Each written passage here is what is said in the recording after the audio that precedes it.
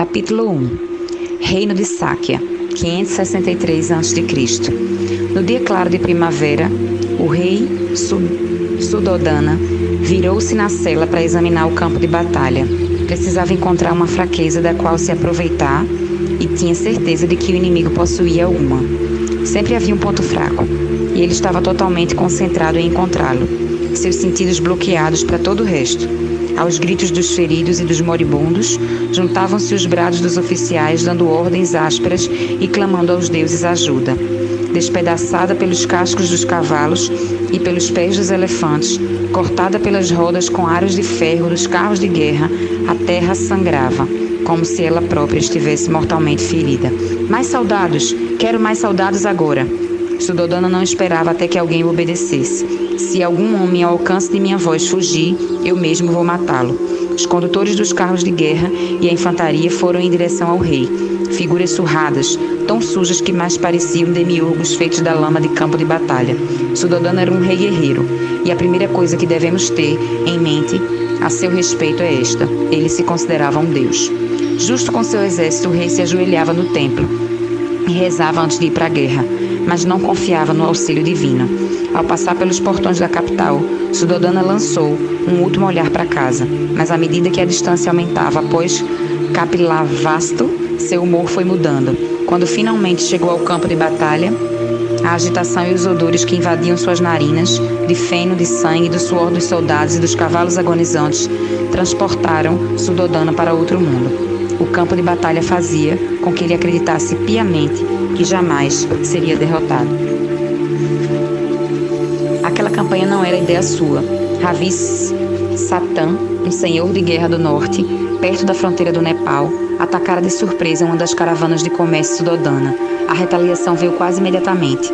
Embora os homens do senhor da guerra tivessem a vantagem de estar em terreno mais alto e conhecido, as forças de Sudodana paulatinamente tomaram seu território. Cavalos e elefantes pisoteavam os mortos ou os que ainda estavam vivos, mas fracos demais para escapar. Sudodana desviou sua montaria de um elefante que empinava, evitando por pouco as enormes patas que afundavam o chão. Meia dúzia de flechas tinham atingido o animal, deixando-o descontrolado. Quero mais uma fileira de carros em formação única. Ele já havia percebido onde a frente inimiga estava mais cansada e prestes a ceder. Mas os 10 carros avançaram à frente da infantaria. Suas rodas de metal batiam ruidosamente contra o chão duro. Os condutores transportaram arqueiros, posicionados atrás deles, que lançavam suas flechas contra o exército adversário. Façam uma barreira móvel.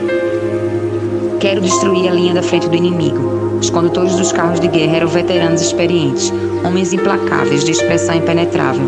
Sudodana cavalgava lentamente à frente deles, ignorando a batalha que se desenrolava a curta distância.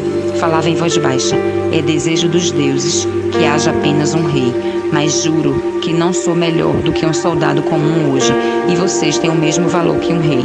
Cada homem aqui é parte de mim, então o que resta ao rei a dizer? Somente 2 palavras, mas são as 2 palavras que seus corações querem ouvir: vitória e casa. Então sua ordem cortou o ar como um chicote. Todos juntos, avante!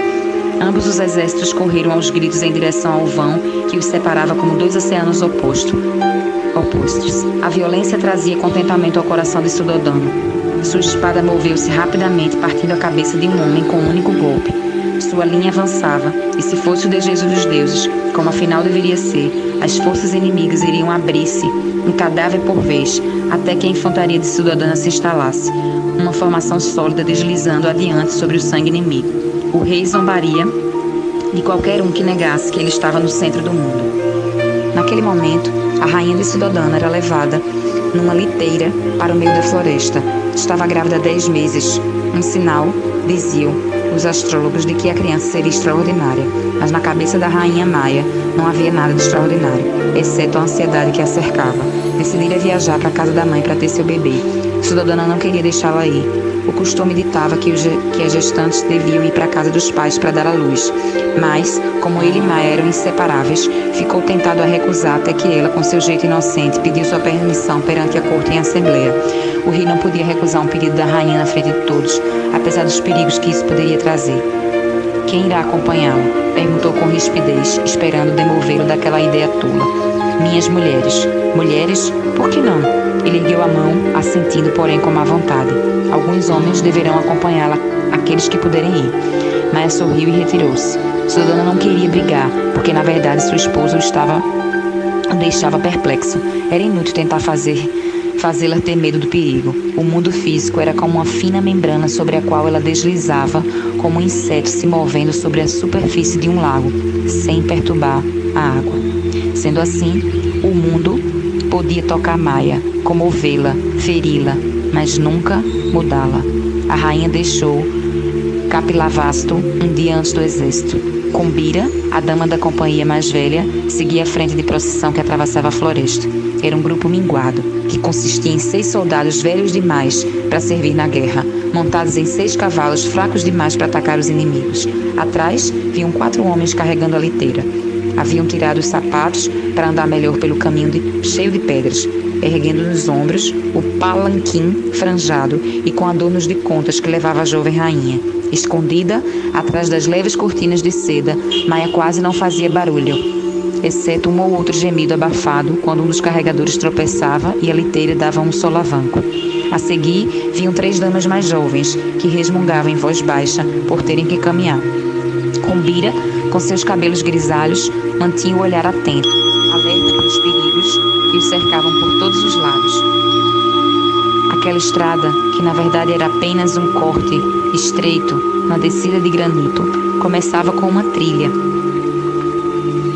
de contrabandistas, quando peles de gazelas, temperos e outros artigos eram contrabandeados para o Nepal. Os bandidos ainda a utilizavam.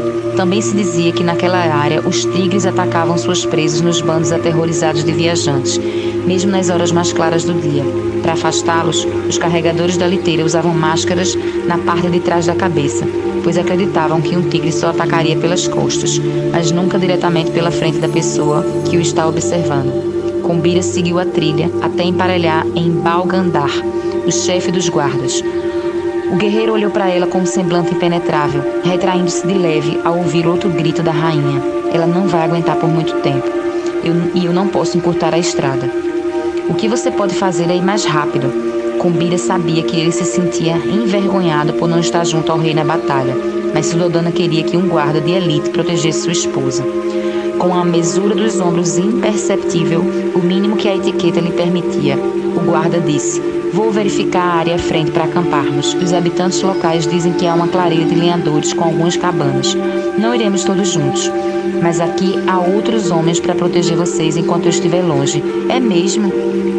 Kumbhira lançou um olhar crítico sobre o ombro para o bando de maltrapilhos. "Mas quem irá protegê-los?" A lenda diz que Maia Devi, a deusa Maia, como ficou conhecida, chegou ao bosque Lumbini, um dos lugares mais sagrados do reino, quando a luz estava surgindo.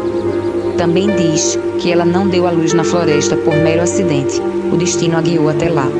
Ela queria visitar o bosque sagrado especificamente porque uma enorme árvore estava lá, como um pilar erguido para a deusa mãe.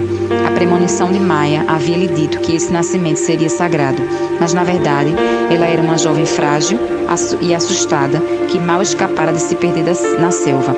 E quanto à árvore sagrada, Maia agarrou-se ao tronco de uma grande árvore sal porque era mais comum e que estava mais próxima. Balgandhar havia encontrado um abrigo ao lado da estrada e o palanquim real chegou a poucos momentos antes de Maia entrar nos estágios finais do parto. As damas da corte formaram um círculo fechado em torno dela. Ela aguentou as dores e, no meio da luz, deu luz ao filho que seu marido, o rei, desejava tão ardentemente. Kumbhira morreu muito antes do surgimento das lendas, então ela não aparece nelas vociferando suas ordens para as mulheres que corriam, enxotando os homens, quase se queimando ao trazer correndo da fogueira uma caldeira de água quente. Foi ela quem segurou o bebê primeiro, limpou suavemente o sangue de seu corpo diminuto, deixando o recém-nascido que chorava, pronto para ser mostrado a Maia. A rainha estava deitada, quieta no chão, em silêncio, quase sem forças. A primeira mamada, um ritual importante para os costumes nativos, aconteceria pela manhã. Apesar da aparente boa saúde da criança, Kumbhira estava preocupada, ansiosa com cada ruído da noite e principalmente com o parto de Maia. que fora muito longo e doloroso. Agora meu marido pode morrer feliz, sussurrou Maia numa voz fraca e cansada, e eu não serei amaldiçoada quando morrer. Cumbira se assustou. Como Maia podia pensar em morte no momento daqueles? Seus olhos investigavam a escuridão que rodeava o acampamento. As damas da corte mais jovens elogiavam bastante a coragem da mãe. Aliviadas de que tudo tivesse chegado ao fim, alegres com a perspectiva de voltar para casa, para suas camas macias e seus amantes.